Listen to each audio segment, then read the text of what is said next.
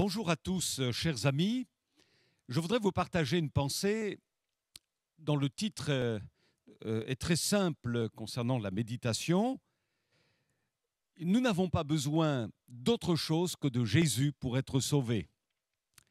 Et pour que nous puissions trouver une base pour notre réflexion, je vous propose de lire dans l'épître de Paul aux Philippiens, au chapitre 3, à partir du verset 1, et nous lirons jusqu'au verset 9. Au reste, mes frères, réjouissez-vous dans le Seigneur. Je ne me lasse point de vous écrire les mêmes choses, et pour vous cela est salutaire. Prenez garde aux chiens, prenez garde aux mauvais ouvriers, prenez garde aux faux circoncis. Car les circoncis, c'est nous qui rendons à Dieu notre culte par l'Esprit de Dieu et qui nous glorifions en Jésus-Christ et qui ne mettons point notre confiance en la chair. Moi aussi, cependant, j'aurai sujet de mettre ma confiance en la chair. Si quelqu'un croit pouvoir se confier en la chair, je le puis bien davantage. Moi, circoncis le 8e jour de la race d'Israël, de la tribu de Benjamin, hébreu, né d'hébreu quant à la loi pharisien, quant aux zèles persécuteurs de l'Église, irréprochable à l'égard de la justice de la loi, mais ces choses qui étaient pour moi des gains, je les ai regardées comme une perte à cause de Christ. Et même je regarde toutes choses comme une perte à cause de l'excellence de la connaissance de Jésus-Christ mon Seigneur, pour lequel j'ai renoncé à tout, je les regarde comme de la boue, afin de gagner Christ. Ainsi donc, point n'est besoin d'un système religieux ou de revendiquer des galons religieux pour mériter en quelque sorte son salut. Il suffit de Jésus pour être sauvé.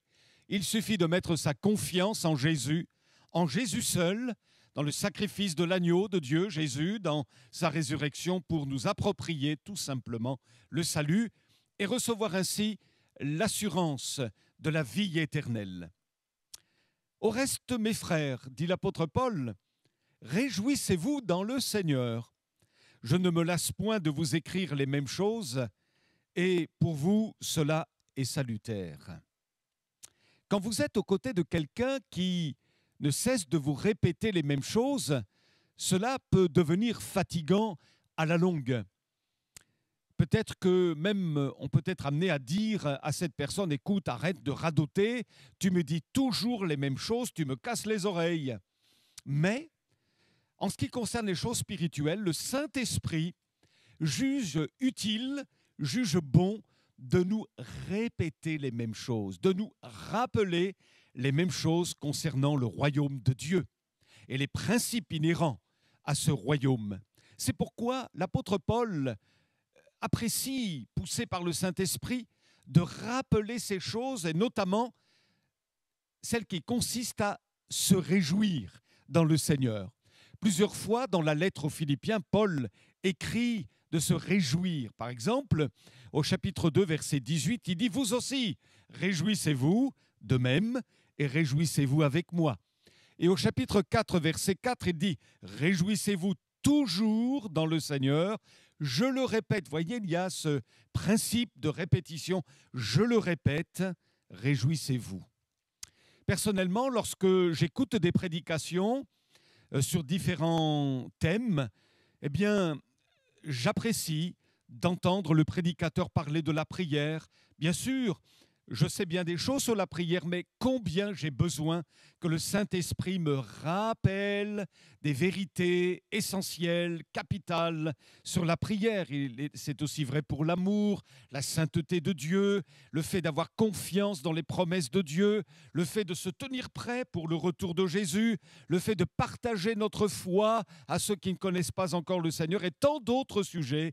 Eh bien, mes amis, nous qui sommes croyants, nous avons besoin d'entendre ces choses de manière répétitive.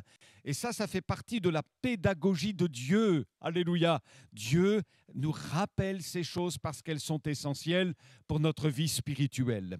Souvenez-vous que dans le psaume 136, Le Seigneur répète à réitérées fois, car sa miséricorde dure à toujours. On ne compte pas le nombre de fois où le psalmiste écrit « car sa miséricorde dure à toujours ». Par exemple, il est écrit dans ce psaume « Louez l'Éternel, car il est bon, car sa miséricorde dure à toujours. Louez le Dieu des dieux, car sa miséricorde dure à toujours. Louez le Seigneur des seigneurs, car sa miséricorde dure à toujours. Celui qui seul fait de grands prodiges, car sa miséricorde dure à toujours, etc., etc. » Là, le Saint-Esprit veut inculquer une vérité spirituelle d'importance.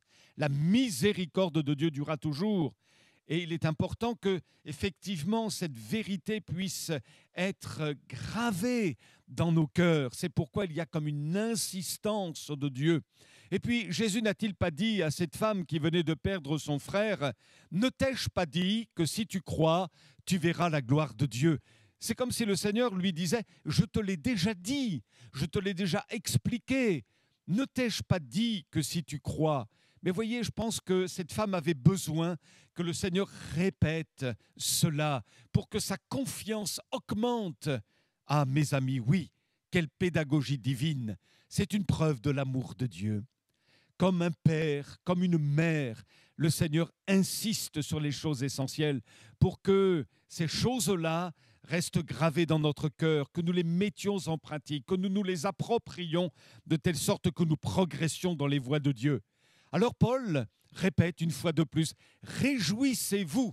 Cela ne signifie pas pour autant que nous n'ayons pas des moments plus difficiles, qu'il soit absolument interdit d'avoir des moments de tristesse, des moments d'inquiétude ou de contrariété. Non, ce n'est pas du tout cela que Paul veut nous dire, mais il nous invite à la reconnaissance. Oui, réjouissez-vous dans le Seigneur. Quelles que soient les circonstances, soyez reconnaissants. Il nous invite à trouver en Jésus toutes les ressources de la grâce dont nous avons besoin pour surmonter les situations difficiles. N'oublions pas que l'apôtre Paul a écrit la lettre aux Philippiens d'une prison. Donc ce n'était pas facile pour lui, mais en nous déchargeant sur le Seigneur, nous apprenons les uns et les autres à nous réjouir en lui. Souvenez-vous que Paul a écrit dans cette même lettre aux Philippiens, au chapitre 4, verset 6, ceci, « Ne vous mettez pas en souci, mais en toute chose exposez vos besoins à Dieu. Adressez-lui vos prières et vos requêtes, en lui disant aussi votre reconnaissance. Alors, la paix de Dieu, qui surpasse tout ce qu'on peut concevoir, gardera votre cœur et votre pensée sous la protection de Jésus-Christ. » Mes amis, Paul, donc ici, ne se lasse pas de nous rappeler qu'il est nécessaire d'être dans la reconnaissance et de nous réjouir dans le Seigneur, de continuer malgré tout de nous réjouir encore dans le Seigneur. Et puis, il ne se lasse pas non plus de répéter, notamment dans le 3e chapitre aux Philippiens, qu'il faut être prudent et vigilant par rapport à de faux enseignements qui serait de nature à déstabiliser la foi des chrétiens ainsi que leur salut. Et c'est pourquoi, dès le verset 2, l'apôtre écrit « Prenez garde aux chiens, prenez garde aux mauvais ouvriers, prenez garde aux faux circoncis ». Vous avez remarqué, à 3 reprises, l'apôtre écrit « Prenez garde ». Ça signifie qu'il y a un danger, et un danger suffisamment grave à ses yeux pour que les chrétiens manifestent la plus grande vigilance. Car en effet, à cette époque-là, en tous les cas, il y avait des prédicateurs qui disaient « Il faut que vous soyez circoncis pour que vous obteniez le salut ». C'était là le message qui s'opposait radicalement à l'enseignement de l'apôtre Paul. Et l'apôtre Paul va donc écrire que ces gens-là sont comme des chiens, des mauvais ouvriers, des faux circoncis. On est quand même assez étonné d'un tel langage sous la plume de l'apôtre, lui qui a écrit le chapitre 13 de la première aux Corinthiens concernant l'amour. L'amour est patient, écrit-il. Il est plein de bonté, l'amour n'est pas envieux, il ne fait rien d'inconvenant, il ne s'aigrit pas contre les autres. En toute occasion, il pardonne, il fait confiance, il espère, il persévère. Alors comment se fait-il qu'il parle de mauvais ouvriers ? Comment se fait-il qu'il écrive au sujet de ces hommes que ce sont comme des chiens, de faux circoncis ? Eh bien, tout simplement parce que l'apôtre veut aussi nous laisser entendre que, certes, il faut aimer, mais pas sans discernement.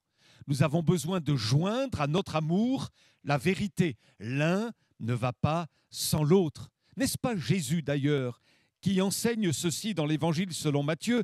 Gardez-vous des faux prophètes.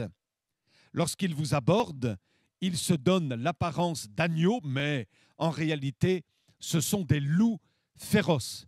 Il ne faut donc pas se laisser duper par ce genre d'enseignants. Et puis, l'apôtre Paul, au contact des anciens d'Éphèse, nous est-il rapporté dans le livre des Actes au chapitre 20, dit ceci: « Je le sais, quand je ne serai plus là, des loups féroces se glisseront parmi vous, et ils seront sans pitié pour le troupeau. De vos propres rangs surgiront des hommes qui emploieront un langage mensonger pour se faire des disciples. Soyez donc vigilants. Rappelez-vous que pendant 3 années, la nuit comme le jour, je n'ai cessé de vous conseiller un à un, et parfois même avec larmes. » Et puis c'est le même apôtre, permettez-moi d'ajouter ce texte, dans la lettre aux Colossiens chapitre 2 verset 8, qui écrit toujours dans ce même sens: « Prenez garde que personne ne fasse de vous sa proie par la philosophie et par une vaine tromperie, s'appuyant sur la tradition des hommes, sur les rudiments du monde et non sur Christ. » Alors, ces faux enseignants, ces faux circoncis, ces faux apôtres, ces faux frères, avaient comme enseignement qu'il fallait se faire circoncire en vue d'être sauvé. La circoncision, dans l'Ancien Testament, était le signe physique d'appartenance au peuple d'Israël. Mais Paul avait reçu de son côté la révélation de la part du Seigneur comme quoi la circoncision était avant tout d'ordre spirituel. C'était celle du cœur. Et il écrit dans le chapitre 3 qui nous préoccupe des Philippiens: « Car les circoncis, c'est nous qui rendons à Dieu notre culte par l'Esprit de Dieu, qui nous glorifions Jésus-Christ et qui ne mettons point notre confiance en la chair. » Autrement dit, l'apôtre Paul est en train de dire, mais il n'y a pas besoin d'avoir un signe physique d'appartenance à Dieu pour prétendre lui appartenir. Non, non, non, non. Il n'est pas nécessaire d'avoir un signe physique, mais le signe qui compte, c'est celui de notre cœur. Et c'est pourquoi l'apôtre écrit dans l'Épître aux Romains au chapitre 2, « La vraie circoncision, c'est celle du cœur, selon l'esprit et non selon la lettre. » Mes amis, c'est au fond du cœur que ça se passe. Ce n'est pas un signe extérieur, un signe physique qui va traduire notre amour pour Dieu ou notre appartenance au Dieu vivant et vrai, mais c'est à l'intérieur. Dieu nous marque à l'intérieur. C'est ça la vraie circoncision dans la nouvelle alliance. C'est celle du cœur, et c'est là dans le cœur que Jésus a agi profondément. C'est là qu'il a purifié, c'est là qu'il a nettoyé, c'est là qu'il a opéré une circoncision particulière qui est une circoncision spirituelle. Il a changé notre cœur. Alléluia. Avez-vous fait cette expérience? Avez-vous expérimenté le salut en Jésus-Christ? Vous êtes-vous laissé transformer? Alléluia. Êtes-vous né de nouveau? Oh mes amis, laissez votre cœur être touché, bouleversé de fond en comble par la puissance de l'Évangile, par la puissance du Saint-Esprit, et naissez de nouveau. Jérémie, le prophète dans l'Ancienne Alliance, annonçait ces choses glorieuses qui auront cours dans la Nouvelle Alliance en Jésus-Christ. « Je mettrai ma loi », et c'est Jérémie qui le dit de la part de Dieu, « au-dedans d'eux. Je l'écrirai dans leur cœur, et je serai leur Dieu, et ils seront mon peuple. » Alors oui, nous pouvons être les véritables circoncis, les circoncis de cœur, et nous rendons à Dieu, comme l'écrit l'apôtre Paul, notre culte par l'Esprit de Dieu.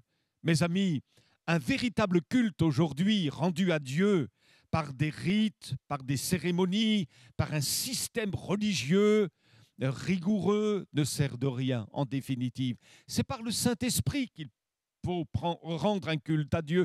Vous pouvez rendre un culte à Dieu chez vous, l'adorer, le louer, le célébrer. Alléluia, lire la parole de Dieu, le prier, avoir une véritable relation avec Dieu qui est toute simple et c'est l'Esprit de Dieu qui vous remplit, qui vous conduit sur la base de l'Écriture à célébrer le Seigneur.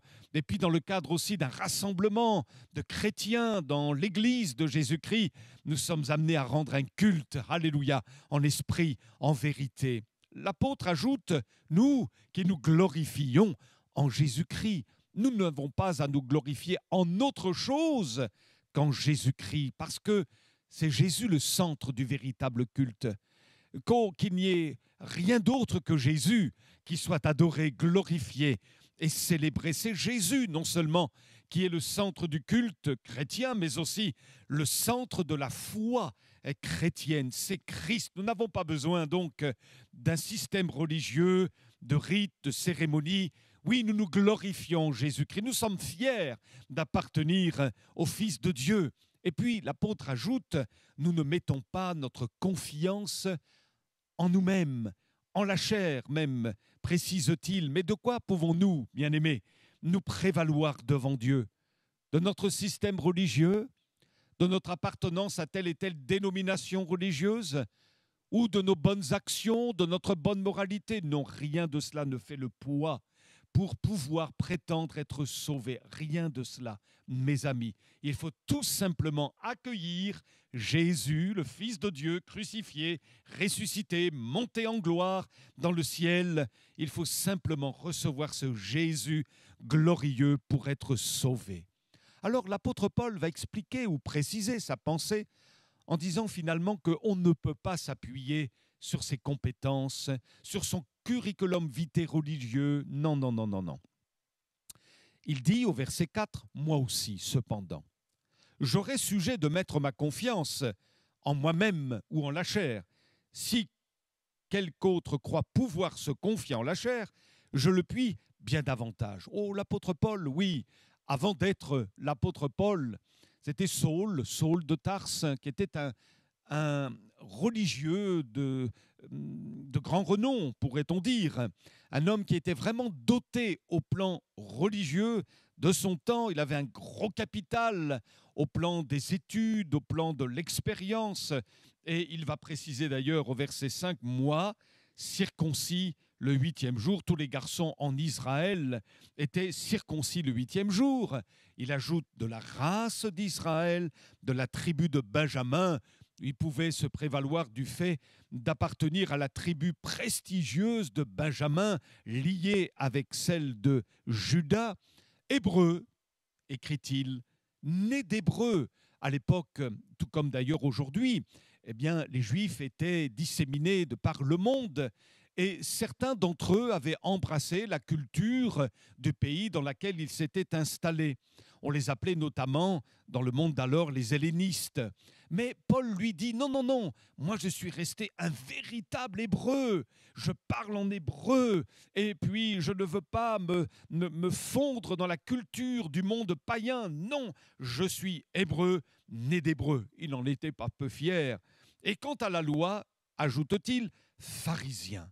Au départ, vous savez, les pharisiens étaient des hommes très attachés à la parole de Dieu, des hommes qui ne voulaient pas de compromis. C'étaient des personnes qui aimaient le Seigneur, qui aimaient la parole et qui voulaient marcher droitement dans les voies de Dieu. Mais progressivement, au cours du temps, ils sont tombés malheureusement dans le légalisme, dans une dureté de cœur, avec le sentiment d'être supérieur à tout le monde, et il y avait beaucoup de jugement dans leur cœur.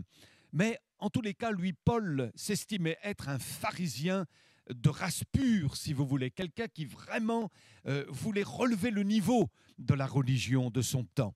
Et puis au verset 6, il va dire, quant aux zèles, persécuteur de l'Église, il était convaincu d'avoir raison de persécuter cette secte qu'était l'Église de Jésus-Christ de l'époque. Ce n'était pas seulement quelqu'un qui avait des idées, voyez-vous, mais c'était quelqu'un qui était très engagé, à tel point même qu'il estimait rendre un culte à Dieu en persécutant les chrétiens. Et puis, il va encore dire, irréprochable à l'égard de la justice, de la loi, c'est-à-dire qu'il était très scrupuleux dans l'observance des commandements de Dieu. Ben, mes amis, ça ne le justifiait pas pour autant devant le Seigneur. Et puis, il y a ensuite comme un basculement dans ce qu'il dit, dans son raisonnement. Verset 7, il dit, eh bien, toutes ces choses qui étaient pour moi des gains, c'est-à-dire des avantages au plan humain ou devant les hommes, des garanties en quelque sorte au plan religieux, j'avais un super CV, un super curriculum vitae au plan religieux, eh bien, toutes ces choses-là, je les ai regardées comme une perte. Qui peut dire aujourd'hui que tout ce que nous possédons, tout ce que nous avons accumulé, que ce soit au plan spirituel ou que ce soit pour les choses de ce monde, tout ça finalement, ben, ce n'est pas grand-chose par rapport ou par comparaison avec Jésus, le Fils de Dieu. Oui, je les ai regardés, écrit-il, comme une perte, comme en fait des obstacles. Il ne pouvait pas se prévaloir de tous ces titres et de tous ces points forts d'un point de vue religieux. Oh, cela pouvait paraître choquant pour les contemporains, ses contemporains, mais il dira non, non, tout ça, j'ai considéré tout ça comme une perte à cause de Christ. Et même je regarde toute chose comme une perte. Il va même généraliser son raisonnement. Il va se baser non pas seulement sur les choses religieuses, mais aussi sur les choses de la vie courante. Il dit, et finalement, toutes choses n'ont pas de véritable valeur si ça ne nous conduit pas à glorifier le Christ. Et il dira encore, eh bien, tout ça, je regarde comme une perte à cause de l'excellence de la connaissance de Jésus-Christ, mon Seigneur. Oh, souvenez-vous de la conversion de l'apôtre. Sur le chemin de Damas, ce fut une véritable révélation. Là, son orgueil est tombé. Son ignorance a disparu. Il s'est écroulé devant le Fils de Dieu. Il venait d'avoir la vision de Jésus. « Saul, Saul, pourquoi me persécutes-tu » dit le Seigneur. Oh, ce fut une révélation absolument extraordinaire. Et à partir de là, ce Saul est devenu le grand apôtre Paul, cet évangéliste extraordinaire, ce serviteur de Dieu inlassable. Ah oui, il dira, Jésus, pour lequel j'ai renoncé à tout. Et je regarde toutes ces choses comme de la boue, afin de gagner Christ. Alléluia. La connaissance de Jésus pour l'apôtre surpassait tout. D'ailleurs, Jésus dit, mais à quoi sert-il à un homme de gagner le monde s'il a perdu son âme? Oui, ce n'est pas dans un système religieux que nous devons nous intégrer. Ce n'est pas des rites, ce n'est pas des cérémonies, ce n'est pas une obédience particulière qui va nous favoriser devant le ciel, non, mais c'est la personne glorieuse de Jésus-Christ. Alors gagnons Christ, c'est-à-dire, il ne s'agit pas ici de mériter Christ. D'ailleurs, il explique ce que ça signifie gagner Christ. Il dit au verset 9 d'être trouvé en lui, non avec ma justice, celle qui vient de la loi, mais avec celle qui s'obtient par la foi en Christ, la justice qui vient de Dieu par la foi. Comment gagner Christ? Eh bien, il faut se laisser revêtir par la foi dans une totale confiance de sa justice. Comment comparaître devant Christ sans tache, sans défaut? Nous n'avons rien à faire valoir devant lui si ce n'est qu'on est des misérables et qu'on a accepté le sacrifice de l'agneau pour être sauvés. Béni soit Dieu. Nous n'avons pas besoin d'un système religieux, nous avons besoin de Jésus. Êtes-vous revêtus de la justice de Christ? Avez-vous laissé le Seigneur vous revêtir de son vêtement de justice? Dieu le Père dans le ciel vous voit-il au travers des perfections de Jésus son Fils? C'est dans la seule mesure où vous avez accepté la justice unique, exclusive de Christ par la foi pour votre vie que vous êtes alors sauvés, que vous pouvez prétendre avoir accès auprès du trône de la grâce et avoir reçu le véritable salut dans la personne de Jésus-Christ. Il n'y a point d'autre nom par lequel nous devions être sauvés que celui de Jésus. Mes amis, Quelle expérience que celle de l'apôtre Paul, et ce peut être aussi la vôtre. Oh, ne vous reposez pas sur vos compétences, vos capacités religieuses, même si vous êtes doté en matière de religion, ce n'est pas cela l'essentiel, mais repentez-vous, dépouillez-vous de tout cela, considérez tout cela comme une perte aux yeux du ciel, parce que l'essentiel, c'est de connaître véritablement Jésus, non pas d'une manière seulement intellectuelle, mais aussi avec votre cœur. Laissez-le vous sauver, vous transformer, vous libérer. Acceptez Jésus comme votre sauveur et acceptez-le aussi comme le Seigneur véritable de votre vie qui peut s'asseoir sur le trône de votre cœur. Soyez bénis, relevez la tête, mes amis, comme l'apôtre Paul a pu le faire, et c'est dans la mesure où Jésus devient notre véritable sauveur et Seigneur que l'on peut se réjouir, quelles que soient les circonstances. Dieu relève notre tête, Dieu nous fortifie, Dieu nous énergise par son esprit, et notre morale peut refaire surface dès lors que nous nous appuyons sur lui et sur sa parole. Faites confiance au Seigneur, mes amis. Ne laissez pas la déprime envahir vos pensées, le pessimisme, toutes sortes de négativité. Non, non, non, non. Ne faites pas appel à la religion pour vous en sortir, mais faites appel à Jésus, le véritable Sauveur et Seigneur du monde. Que Dieu vous bénisse. Je voudrais vous demander d'incliner maintenant votre tête. Nous allons prier ensemble. Je voudrais que vous vous associez à ma prière. Merci, Seigneur, pour ces moments. Oh oui, Seigneur, que tu nous bénisses tous ensemble, que tu bénisses ces chers amis à l'écoute, et ces chers internautes. Je ne sais pas quels sont leurs besoins, leurs préoccupations, leurs fardeaux, leurs luttes, leurs combats. Mais Seigneur, tu les aimes. Alléluia.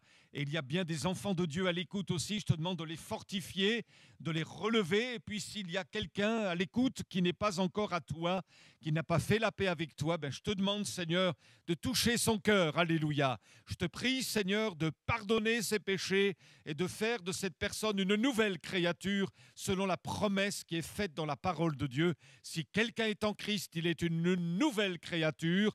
Les choses anciennes sont passées. Voici, toutes choses deviennent nouvelles. Oui, nous n'avons pas besoin d'un système religieux, Seigneur, pour être sauvés. Nous n'avons pas besoin de nous prévaloir de ceci ou de cela dans le monde religieux pour avoir son nom inscrit dans le livre de vie. Non, nous avons besoin simplement de nous repentir, de naître de nouveau, de nous convertir à Jésus, le seul Sauveur. Alléluia. À toi toute la gloire. Et s'il y a quelqu'un de malade à l'écoute, eh bien, Seigneur, délivre-le, délivre-la, cette personne. Alléluia. Seigneur, au nom de Jésus, nous proclamons ta puissance maintenant par le Saint-Esprit. Amen. À très bientôt. Soyez bénis.